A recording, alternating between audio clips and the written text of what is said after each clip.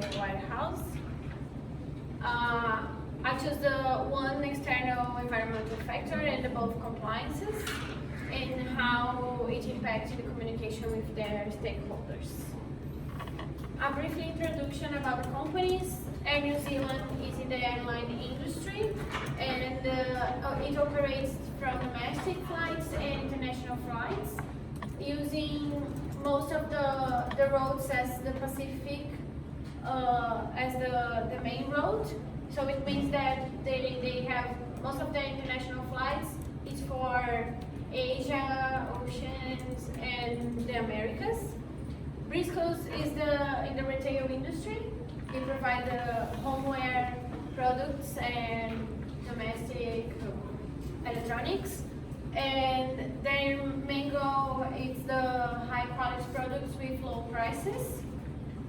The warehouse is in the same industry as Briscoes, but they offer more range of products and such as like clothes and tools, gardens, a little bit different things from Briscoes, and they offer like with really low prices, but their target is not like high quality as Briscoes. From Air New Zealand, the environmental factor, one of them is the competitors. Like as the domestic flights here in New Zealand is a small market, they have only one competitor with Jetstar, and Jetstar offer low prices from tickets. Then Air New Zealand has to manage the prices with their quality. Sometimes they do some promotions to compete a little bit more with Jetstar, but the difference between both of them is basically the quality. Air New Zealand offer a high quality service instead of the prices, and also you can customize your ticket with food or changing your seat for a bigger seat or the quantity of luggage. Although in the international market it is a oligopoly competition, it means that there are a lot of companies that offer similar products with more or less same prices. That's why New Zealand has to be aware of their competitors to offer different things. Like they also offer the customized tickets, which is a difference from their competitors. As the compliance, I choose the internal ones as the code of conduct, which set the standards and procedures for all the employees. It includes like from management to the staff that works in the airports and the airlines. It also assures that the employees are following the business values and principles, and it protects all Air New Zealand stakeholders. Such as like it protects the privacy of the data that the customers bought when they buy a ticket. It also guarantees that the customers will have same treat. Like if they're doing a domestic flight or international flight, the staff has to follow the same procedures for both of them. Like no difference from treat the customers. The external compliance, the Civil Aviation Act 1990, it sets specially secure procedures from all the airlines that operate in New Zealand. So Air New Zealand has to follow all these procedures, but also as Air New Zealand is part owned by the government, this act sets the why Air New Zealand is in the New Zealand Stock Exchange and how much percent the government will have to own and their rights regarding Air New Zealand, from like to take decisions or not. It also sets like how the pilots, the traffic controllers, and the aircraft owners duties and responsibilities from the aircrafts. and how it's going to operate, like setting the health and safety and the privacy, everything regarding the operations of the companies. For preschools, I select the laws and regulations. It can affect the business, like, because it is regarding the customer's guarantees. So the customer can have the right to buy something if it doesn't fit how they want, or like if you buy a table and you said that it's too big and it doesn't fit in your home, you can return it, or you can change for another product, or you have the right to get the refund. Also, it is a way to set the quality assurance. So the quality has to meet the specifications that is in the plastic. Yeah. So for the compliance, I choose the code of conduct. It set the standards for the decision making from the managers and the directors. It means that they have some rules that they can follow, like it can have any conflict of interest, or you can employ someone that you have a relationship. Also, it assures the ethical behavior for all the employees in the company, and assure a fair treat and the safety for all the employees. Like, as the staff that works in the stores and in the warehouse, they manage a lot of products. It sets the regulations of how to manage the products, and if something happens and such an injury or something like that, the company is responsible for them if they are following the rules. I chose as external compliance the Consumer Guarantee Act 1993. It's linked with the external environmental fact. So it guarantees the minimum rights for the customers, and it says that the products have to be free from defects and has to follow the specifications. So if the product has some defect, the customer can return it. It can have the refund if they want, or change for another product, like a similar product or exactly the same.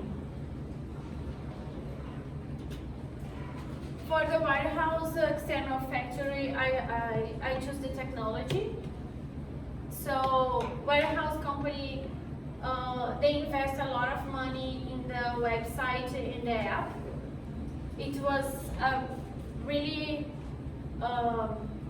difference in the past years.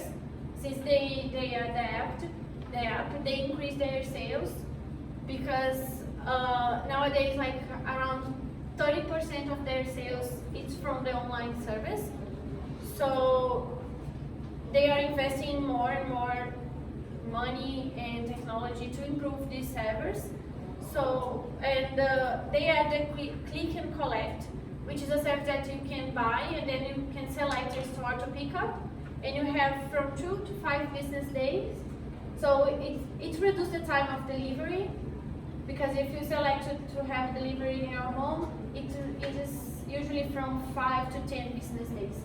So it is a way that they found to increase their online sales and also get like a high satisfaction from the customers, because you have the facility that you don't need to go to the store and find what you want, you just go there and everything. For internal compliance, I select the health and safety policy, because the warehouse, they had some problems with high indices of injury. So they are working to improve their health and safety policies to assure that the well-being of all their stakeholders. They set procedures to avoid incidents and injuries, and now they have a program that they are working with the occupational therapists to make the employees aware of the importance of following the health and safety to avoid injuries and harms in their body. As the external compliance, I selected Privacy Act 1993. It aims to assure that all the data collected from customers are secure and they are not using that to sell or to get another interest. They just have to use it to have their analysis about customer behavior. And they also use the data to communicate with the customer, but the customer has the right to select if they want to receive promotions or not, or they just want to receive like news about their bots or something like that. It also sets how the company accesses customer data. So it means like they could get only like analysis from how the customers log in and then bought things, or how the customers like provide all the details. If they can put like data from credit cards and bank accounts and these things. How the companies communicate with the stakeholders. In New Zealand, the impact with the employees is that by setting the code of conduct, and New Zealand also says that they have an internal channel of communication. It's the way that like they communicate by emails and online platform. And the external one, I select customers. And New Zealand used to get through the customers through social media and electronic newsletter. So they use the online data that they get to keep the customers informed about promotions, news from the flights, or any alterations from previous booked flights. Briscoes communicate with their managers by following some protocols of meetings and reports. And their external is the suppliers. All the suppliers from Briscoes has to follow the code of conduct for the company. It is a way to ensure that their suppliers meet the prerequisites for quality. It's a way that they are sure that they could find the lowest price with the quality that they want to sell. And the warehouse employees, as the internal stakeholders, they invest in training to keep them engaged and try to improve their teamwork. And the external one is the customer, and they communicate with customers through the surveys and using the data analysis to improve the service through what the customers want.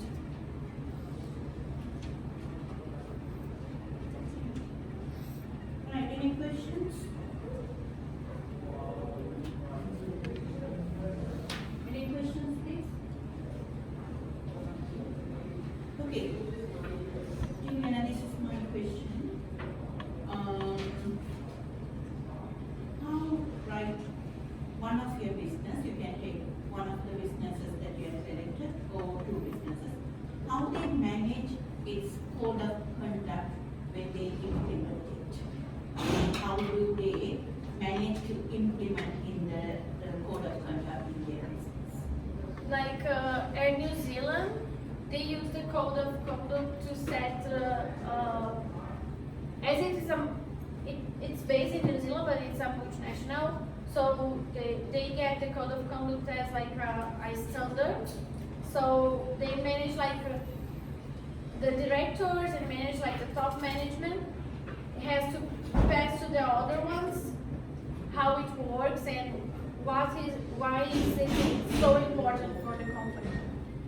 Like to keep the standard and provide a high quality service. Anything else? So you mentioned that Friday